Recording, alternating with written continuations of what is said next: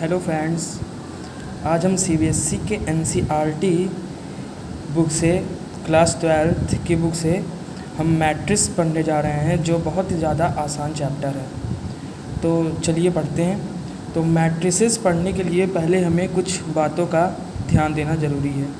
उससे पहले मैट्रिक्स पढ़ने के लिए पहले हमें कुछ टर्म जानना पड़ता है कि हमें इस टर्म का यूज़ इस चैप्टर में करना है। तो जैसे कि पहला टर्म है रो। रो क्या होता है? तो वैसे तो बहुत लोग डेफिनेशन रटे होंगे, तो डेफिनेशन में पहले लिखवा दे रहा हूँ कि बहुत लोग सोचेंगे इनको आता ही नहीं है, तो मैं डेफिनेशन पहले लिखवा दे रहा हूँ। रोज़ क्या होते हैं? N arrangement of object in horizontal direction. N arrangement of objects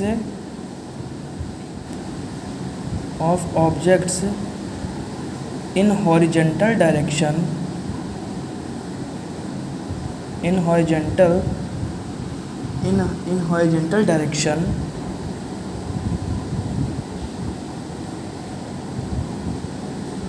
an arrangement of objects in a horizontal direction is called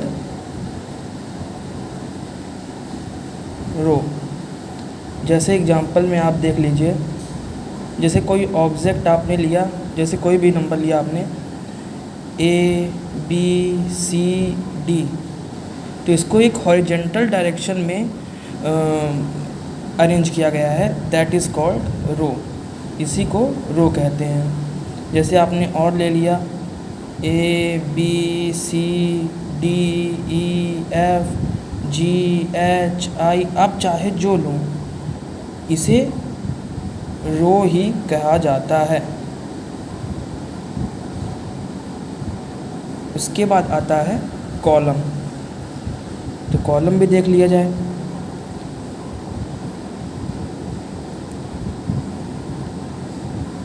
तो N arrangement of object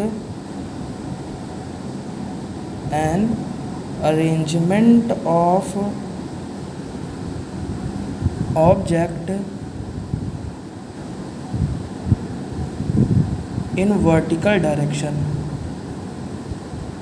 object है, नंबर है, चाहे जो, उसको अरेंज किया गया है वर्टिकल डायरेक्शन में, in vertical direction along Y axis. जैसे वाई एक्सिस के डायरेक्शन में उसको अरेंज किया गया है, तो उसे कहते हैं हम लोग कॉलम। उसे कहते हैं कॉलम।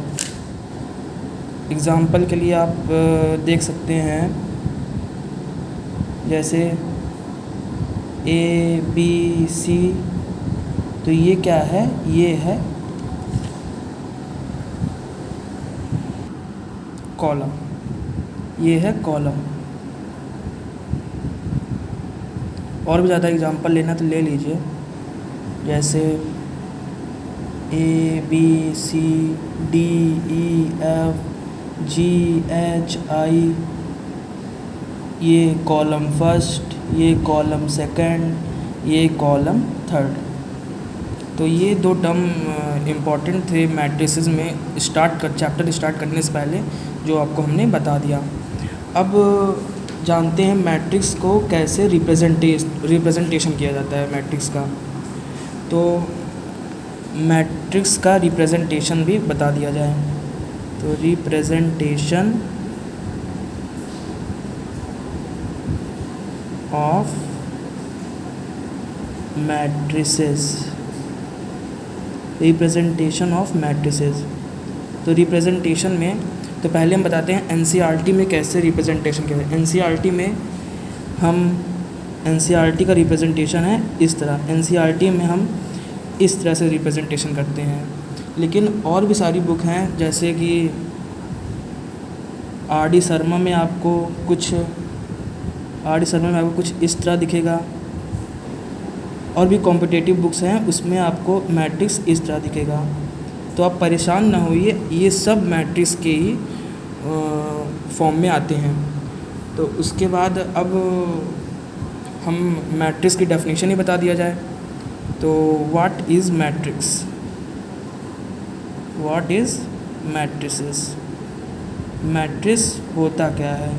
हम चैप्टर पढ़ने जा रहे हैं तो पहले हमें चैप्टर का नाम का मतलब तो पता होना चाहिए ना। तो मैट्रिक्स क्या होता है उसको आप जान लीजिए। An arrangement of M cross N numbers. An arrangement of M cross N numbers. Number चाहे इमेजिनरी हो, नंबर चाहे इमेजिनरी हो या फिर रियल नंबर हो, चाहे जो नंबर हो, of a rectangular array, sorry in a rectangular array, इसे एरे कहते हैं, that is called array. Rectangular array of M rows and N column, M rows and N column, M rows and N column, उसी को हम matrix कहते हैं, matrix कहते हैं,